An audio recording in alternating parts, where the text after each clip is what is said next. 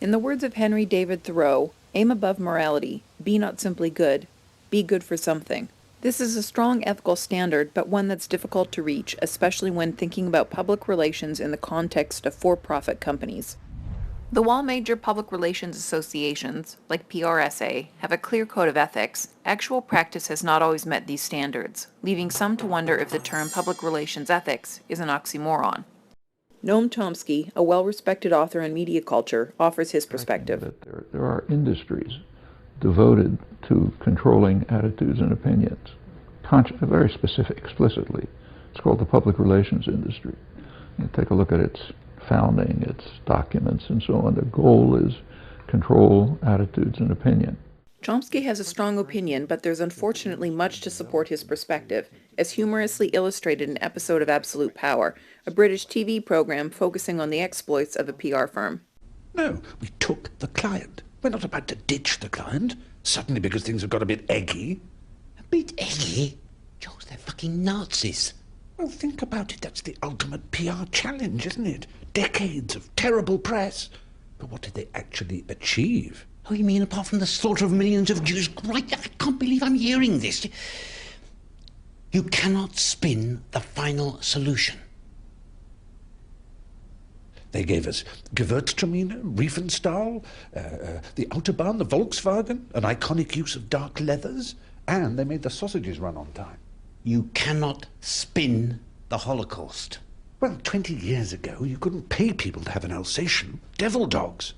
But then rebrand them as German Shepherds. German, please note. And suddenly, bingo, they're top of the Poochie Pops. You don't have to buy the video. You can own it. See? All in a word. Poochie Pops? But above all, Martin, think of the money. This is clearly an outrageous fictional example, but part of what makes this clip so funny is the tiny kernel of truth.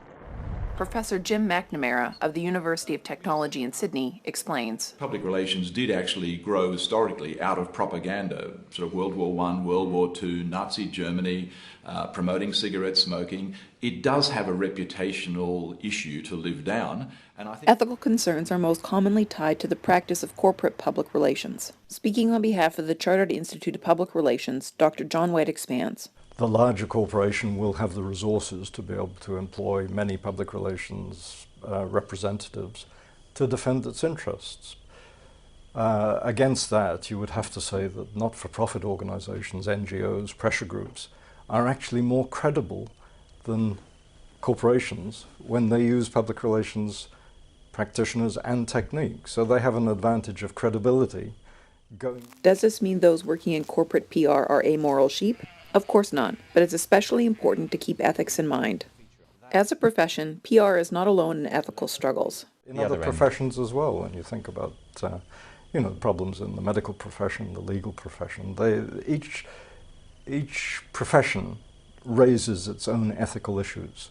Though challenges remain, there's also forward ethical progress. Much of this comes in the form of corporate social responsibility. There's a lot of confusion between morality, ethics, things like corporate responsibility, and in very simple terms, they are quite different things, although they're closely interrelated. Morality, morals are our personal beliefs. Ethics are shared community standards that we agree to. Corporate responsibility is a way of behaving, drawing on ethics. And of course, issues like trust and reputation, they are the outcome. You have trust or a good reputation if you act ethically and you act responsibly. Corporate social responsibility, the idea that corporations shouldn't be jerks, began to emerge as a business philosophy in the 1960s. Jim McNamara walks us through the distinctions between morals, ethics, and social responsibility. Morality, morals are our personal beliefs. Ethics are shared community standards that we agree to. Corporate responsibility is a way of behaving, drawing on ethics. And of course, issues like trust and reputation, they are the outcome. You have trust or a good reputation if you act ethically and you act responsibly. Though I can't say I'm a fan of the way Starbucks pushes local coffee shops out of business, Starbucks' position on gay rights is definitely something I can support. This is Starbucks CEO being interviewed by George Stroumboulopoulos. That's become the stuff of mythology now, where somebody at a shareholder meeting asks you to maybe soften your position on marriage equality and gay rights, and you essentially said, if you think you can make a better return on your profit, I think it was like a $38 whatever, or if you make a better return, then go sell it, go buy something else. Yes. And it was pretty firm the way you said to him. I thought that was an incredible move. And Kevin O'Leary, who's a noted business person in Canada and America, this is him on one of the shows here on this network. When you're a CEO, you wear two hats. You don't own the company anymore, particularly if it's public, which is the case for Starbucks. He is a shareholder like everyone else in the room. Generally, you have to remember whatever comes out of your mouth should be enhancing shareholder value. When you get involved in political or social or religious debates, you are not serving the ultimate role you have, which is to enhance shareholder value. You are offending somebody, and that's not the role of the CEO of a coffee marketing company. Now, that's a one view of CEOs, but what are your thoughts on that? He's drop dead wrong. Do you think that more people agree with you or more people agree with him? Well, first off, look at the performance of our company. Our company has, when I made those statements, our stock was up 38% for the year. Now, I said something with great respect and civility to that shareholder who was not in favor of us providing same-sex benefits to partners who were gay. And all I said to him was that we believe in respect and dignity for all people. I don't believe the primary objective or the only objective of a for-profit company is to make a profit, because I don't think it is a sustainable goal and something you can achieve if you're only doing that at the peril of everything else. Another company with ethical core values is Patagonia. Patagonia is one of the strongest examples of a socially responsible company. In addition to policies that help employees maintain healthy work-life balance, like on-site daycare, Patagonia pays special focus on improving the lives and working conditions of the people who make their clothes. Kara Chacon walks us through some of the components of their program. So there's 4 areas that we look at specifically before we go into a factory, before we place an order.